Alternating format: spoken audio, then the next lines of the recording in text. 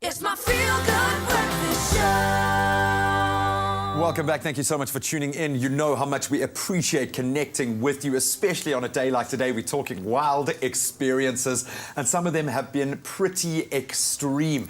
So we are turning our attention to some of those crazy encounters that we have had. And Luke Bax, our environmental expert and, of course, conservationist at heart, has been taking us through some of his experiences, and some of you have connected with some crazy stories.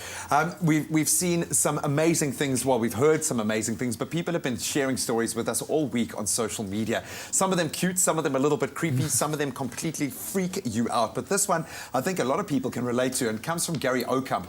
He please asked us to please pose this question to you. If a bat flies into your room, what you should do? He says last night a bat flew into his bedroom via a sliding door and landed right behind his head.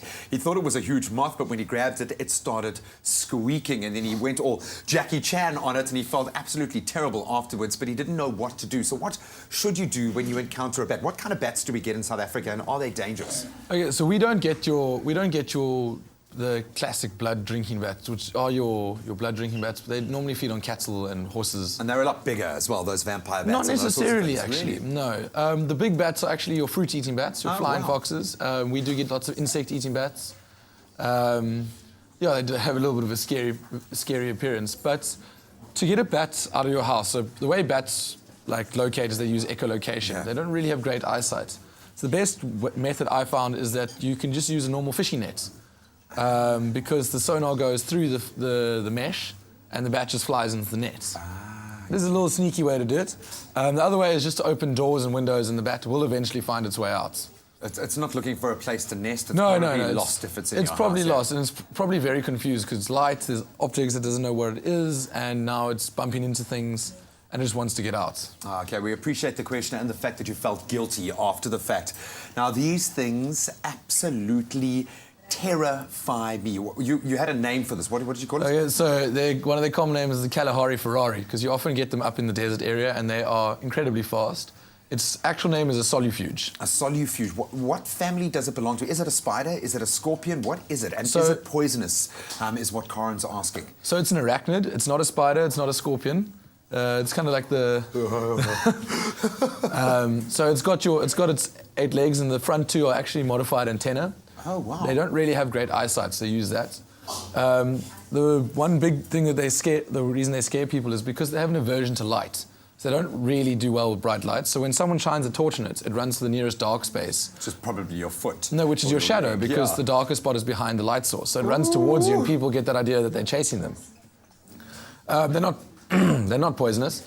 They've got a very powerful pincer-like bite. Looks like it. Yeah. They're all jaw, man. Look at that. They're very cool, but they give a lot of people the creeps. Yeah, come on. How big would they be? So the biggest one I've caught is probably about that size. Oh, my word. Yeah. Okay, enough of that, please. Move on, please. Go. Let's see if we've got another comment coming to our social media platforms this morning. Yes, that is freaky. I think they left that on there, especially for me.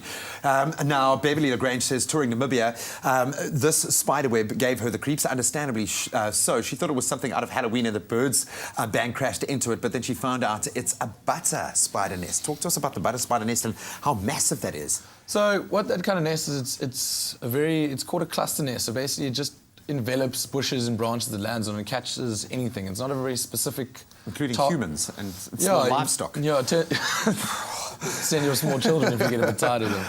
But they don't target they're not a specific hunter. They're complete generalists, so they eat anything that lands in their nest. And it'll often be a community nest, so there'll be more than one spider in that. Yeah. Why we had to end with the arachnids and the spiders, I don't know, Luke. I'm in awe of the work that you do and some of the stories that you get to share with us. We're not even going to get into that, but thank you so much, Director, for putting that particular picture up. I'm guessing that's a life-size picture right there. Whoa. Luke, dude, thank you so much. Always awesome having you here. And thank you so much to all of our viewers who connected with us. Some truly amazing stories. In fact, we could probably fit a whole day with us, so keep them coming. Maybe we'll do it again next week. Oh, ladies, I hope you're feeling as freaked out as I am.